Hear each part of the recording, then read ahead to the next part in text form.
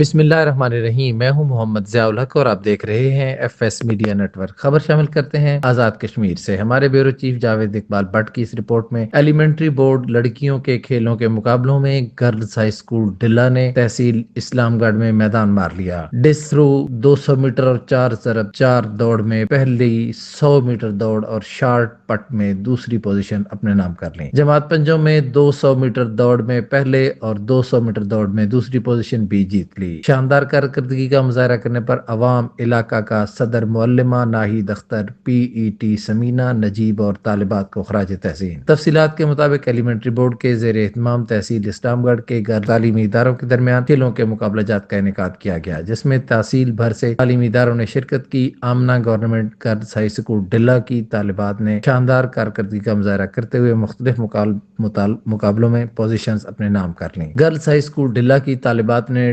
Discuss through 200 metre اور 100x4 دوڑ میں پہلی، 100 میٹر دوڑ اور شارٹ پٹ میں دوسری پوزیشن اپنے نام کر لی۔ جماعت پنجوں میں 200 میٹر دوڑ میں پہلی اور 200 میٹر دوڑ میں دوسری پوزیشن بھی جیت لی۔ شاندار کارکردگی کا مظاہرہ کرتے ہوئے عوام علاقہ کا صدر معلمہ Nahid Akhtar, P E T Samina Najeeb اور طالبات کو خراج تحسین پیش کیا۔ سبسکرائب کیجیے F S media network اور دیکھتے رہیے تازہ ترین تبصرے اور خبریں۔